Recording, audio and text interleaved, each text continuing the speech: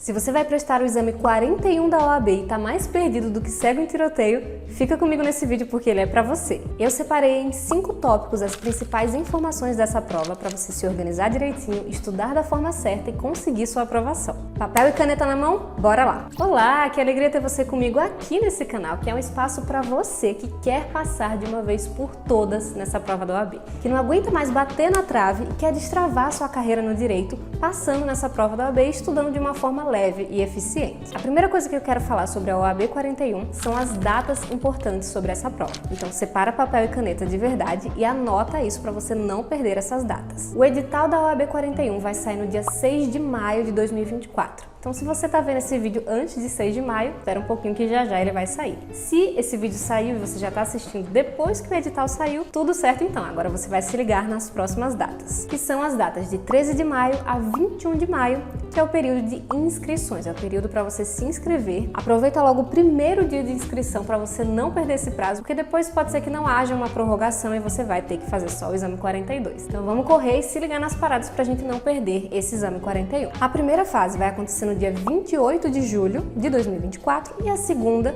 no dia 22 de setembro de 2024. Anotou aí? Edital 6 de maio, inscrições 13 de maio a 21 de maio, primeira fase do exame 41, 28 de julho e segunda fase, 22 de setembro. Já coloca no seu calendário, coloca aí no lembrete no seu celular, para ficar apitando em todas essas datas para você não perder nada.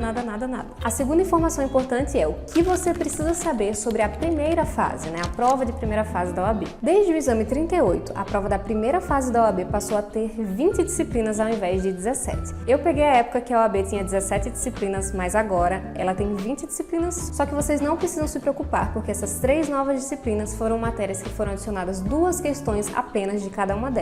Financeiro, eleitoral e previdenciário. Foram adicionadas 6 novas questões dessas matérias, né, 2 de cada uma, e foram suprimidas, tiradas algumas questões de outras matérias que já existiam no exame para conseguir abarcar essas 20 novas disciplinas. A prova continua tendo 80 questões. Então você vai encarar uma prova com 20 disciplinas distribuídas em 80 questões objetivas. Isto é, com alternativas de A, B, C e D, só são 4 alternativas. É diferente de prova de concurso que a FGV normalmente coloca 5 alternativas. Essas questões estão cada vez mais extensas, mais cansativas e exigindo cada vez mais a capacidade de interpretação dos candidatos do enunciado e a aplicação da lei, naquele caso fictício, trazido, né, narrado ali no enunciado. Então é muito importante que durante a sua preparação você treine muitas questões para você desenvolver a habilidade de interpretar essas questões da FGV. São enunciados longos, cansativos, em que ela vai trazer uma historinha, vai encher linguiça com força para te cansar e para fazer você se distrair com informações inúteis. Você tem que aprender a interpretar essas questões, a tirar as informações que são úteis do enunciado para você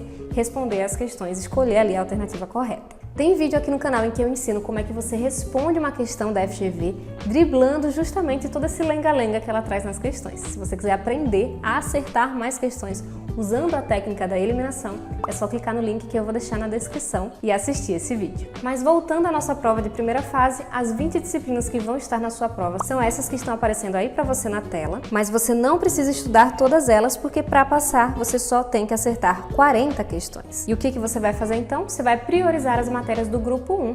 Eu vou colocar também agora na tela a divisão dessas matérias por grupo. O grupo 1 é composto pelas matérias que caem maior número de questões na sua prova, ou seja, que caem mais de 4 questões na sua prova. E o grupo 2 é o grupo daquelas matérias que caem apenas 2 questões de cada na sua prova. Tendo essa divisão, né, essa divisão das matérias separadas por grupo, de relevância, de peso na sua prova, você vai ter uma noção maior do que priorizar no seu estudo. Eu recomendo seriamente que você priorize o estudo das matérias do grupo 1 e somente estude as matérias do grupo 2 como um estudo extra no seu dia a dia, se sobrar tempo. Como o tempo é uma coisa que eu sei que não sobra muito na vida de vocês, então foca nas matérias do grupo 1, que a chance de você passar é altíssima. Sobre a primeira fase da OAB 41, é disso que você precisa saber. Agora nós vamos para as informações sobre a segunda fase. Mas antes, eu quero te convidar a se inscrever aqui nesse canal, que é um espaço para você aprender a estudar para a prova da OAB com leveza e eficiência. Então, se você ainda não é inscrito, se inscreve e ativa o sininho, porque toda semana tem vídeo novo para você. Sobre a segunda fase, você precisa saber que ela é uma prova discursiva, é uma uma prova subjetiva,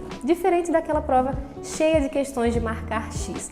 Ela é uma prova aberta que traz uma proposta de uma peça processual que você vai ter que redigir. Essa peça processual vale 5 pontos e 4 questões também discursivas com letra A e letra B, para você discorrer, que valem 1,25 pontos cada questão. Então, no total, a prova vale 10. 5 pontos para a peça, 5 pontos para as questões, distribuídos de modo que cada questão vale 1,25. A grande diferença da primeira para a segunda fase é que na segunda fase você pode escolher apenas uma matéria ali para você se dedicar e estudar durante um prazo de mais ou menos uns 2 meses entre a primeira e a segunda fase. E aí você vai direcionar todos os seus esforços para estudar essa matéria que você escolheu no ato da sua inscrição no exame. Então, quando abrir aquele prazo de inscrição que a gente falou lá atrás, que você lembra, anotou aí, prazo 13 de maio a 21 de maio. Então, durante esse prazo aí, para se inscrever no exame 41, você já vai ter lá a opçãozinha de escolher a matéria de segunda fase. E é essa matéria que vai te acompanhar pelo período de estudos ali de 2 meses e um pouquinho. E é a matéria que vai estar lá diante de você na prova. Só essa matéria, nem mais nem menos, não tem essa loucura de estudar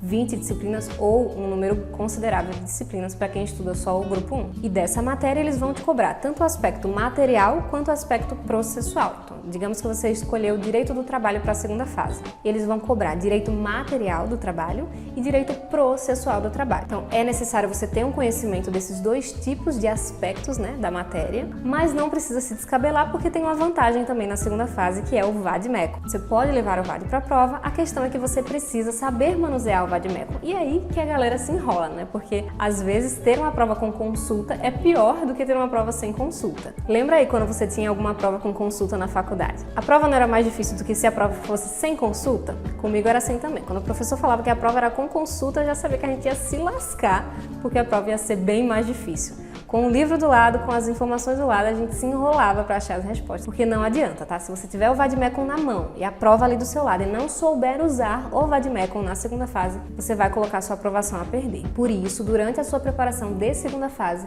é muito importante que você use e abuse do seu vade-mecum todos os dias em que você for estudar. Então já vai treinando a resolução das questões abertas, a redação das peças, com o VAD do lado para você encontrar as teses, encontrar os artigos que você vai fundamentar ali na sua peça, nas suas questões, para você ficar treinado e no dia da prova não vai ser nenhuma novidade para você. Você vai pegar a prova e vai conseguir tranquilamente responder a peça, responder as questões, porque você sabe usar o vade-mecum, que vai ser a ferramenta poderosa ali no dia da sua prova. As respostas todas estão no VAD, basta que você consiga encontrá-las. Eu esqueci de falar das opções de matérias que você vai ter para a segunda fase. Vou jogar aí na tela quais são as matérias que você pode ali, dentre essas, escolher a que você vai querer encarar no dia da sua prova de segunda fase. É importante que você leve em consideração critérios como a sua afinidade com a matéria, a facilidade que você tem de aprender os aspectos materiais e processuais daquelas disciplinas. Não existe essa de matéria mais fácil, não existe essa de matéria com menos peças, existe a matéria que você está disposto a encarar por 2 meses de estudo, sabendo que vai ser um estudo muito prático e que você vai precisar escrever bastante. Então dá uma olhadinha nas matérias aí, pensa bem com carinho aquela que você vai querer estar em contato durante esse período de tempo e que você vai estar disposto a aprender essa matéria tanto no aspecto processual dela, como é que funciona a lógica processual dessa matéria, e também ter uma noção ali do direito material, que você também não precisa saber tudo de cabo a rabo, vai estar tudo no seu vade-mecum, é só saber, como eu falei, manusear esse vade-mecum. É importante também considerar quem é que vai te guiar nessa missão aí de segunda fase.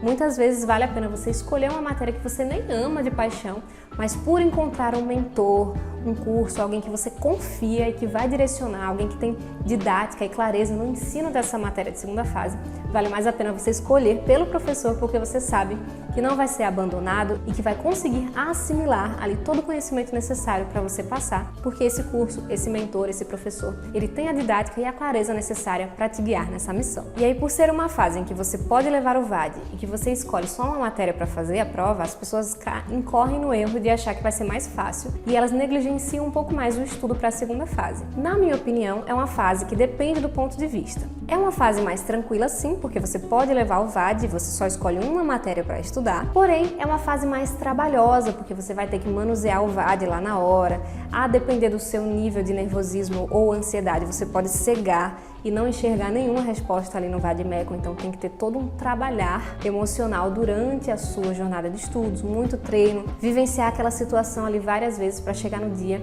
e você conseguir manter a calma, achar as respostas que você precisa e marcar e responder ali tudo certinho, sua peça, suas questões e correr para o abraço da aprovação. O quarto ponto importante é quando começar a estudar. Primeiro de tudo é não esperar o edital sair para você começar a estudar. Se você tá com essa desculpinha na cabeça, pensando assim, quando o edital sair eu começo a estudar, né? Lá pelo dia 6 de maio, 7 de maio, eu levo a sério realmente os estudos porque o edital saiu, agora a prova vai acontecer, então eu vou fazer. Não é assim que você deve pensar. A FGV já solta o calendário de todos os exames que vão acontecer naquele ano para você já se organizar, para eles se organizarem também na elaboração das provas. E eu acho isso maravilhoso, porque independentemente de ter o edital em mãos ou não, você já tem uma data. Você já tem uma data certa de que a prova vai acontecer. Pode ser que eles alterem essa data, mas normalmente eles seguem com o previsto. Com essa data em mente, você já consegue começar a se organizar e estudar, mesmo que o edital ainda não tenha saído. Você não precisa do edital em mãos para saber o que você vai estudar. Basta que você levante o que a FGV tem cobrado nas provas mais recentes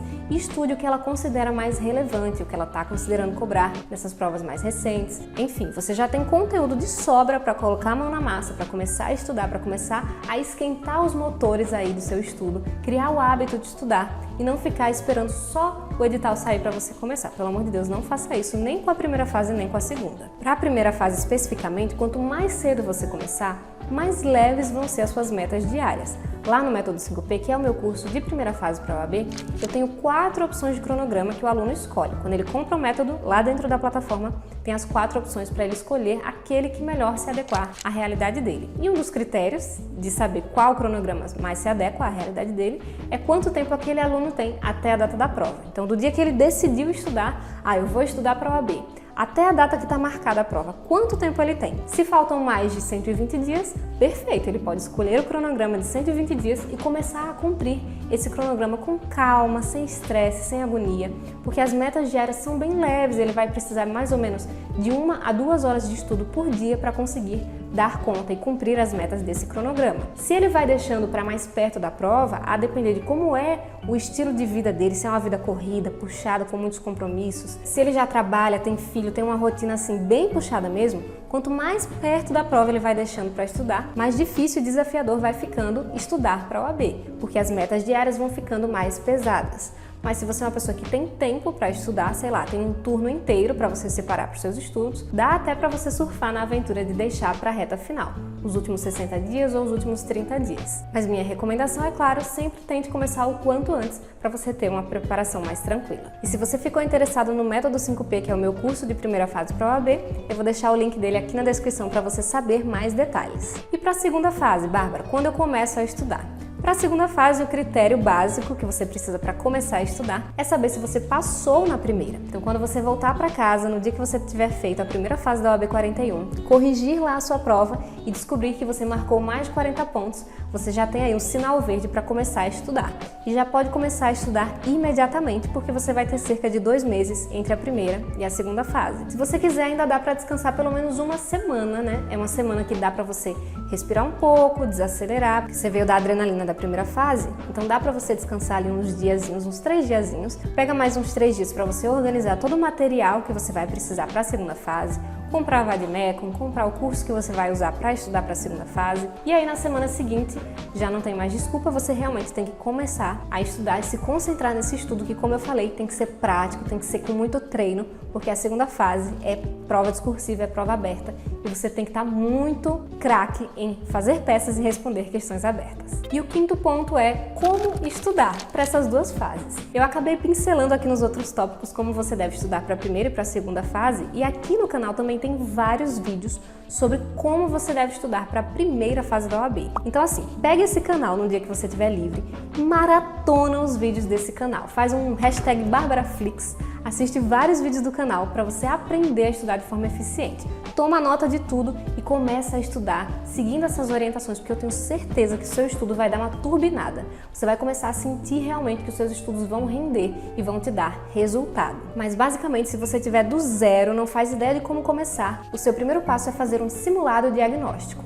Isso mesmo, você vai começar fazendo logo um simulado na sua preparação. Não precisa estudar nada antes. A intenção desse simulado é extrair o que é que você tem de informação aí no seu HD sobre os temas que são colocados diante de você na prova da OAB, e o que você não sabe, está inseguro ou não lembra, você vai começar a correr atrás para preencher essas lacunas aí de conhecimento que você descobriu que tem, você não sabia, você não lembrava, e agora você descobriu que tem umas certas dificuldades ali, não lembra determinadas coisas, e aí fica mais fácil. Esse simulado diagnóstico vai te dar uma pista de qual deve ser sua prioridade nos estudos dali em diante. Você vai fazendo sempre um simulado a cada semana ou a cada quinzena para sempre estar se diagnosticando e saber como é que está o seu conhecimento diante de uma prova da OAB. E você vai correndo atrás desses conhecimentos na correção desse simulado, na leitura dos artigos que foram cobrados nessas provas, na resolução de mais questões desses temas que foram sendo cobrados nas provas, e vai ficando cada vez mais craque. Para a segunda fase, como eu falei, o estudo é muito prático. É treinar peças, treinar questões e sempre com o seu vademecum do lado, resolvendo as provas anteriores da OAB, seguindo ali a essência do que a FGV gosta de cobrar na segunda fase, porque também tem ali as peças que são mais cobradas, tem os temas que são mais cobrados nas questões, então vai priorizando isso que ela gosta de cobrar, responde às provas mais recentes da segunda fase da OAB, usando o seu vademecum sempre ali do seu lado. O treino do uso desse vademecum vai te trazer total segurança, a segurança que você precisa para fazer uma boa prova de segunda fase. Então é isso, se você gostou desse vídeo, deixa um like, e se você já maratonou o canal, comenta aqui, #BarbaraFlix, para eu saber que você está curtindo os conteúdos que eu posto por aqui, que eles estão sendo úteis para você e para sua aprovação, e continuar produzindo mais conteúdos como esses por aqui. Um beijo e até a próxima! E lembra de assistir esse vídeo aqui que também vai te ajudar bastante.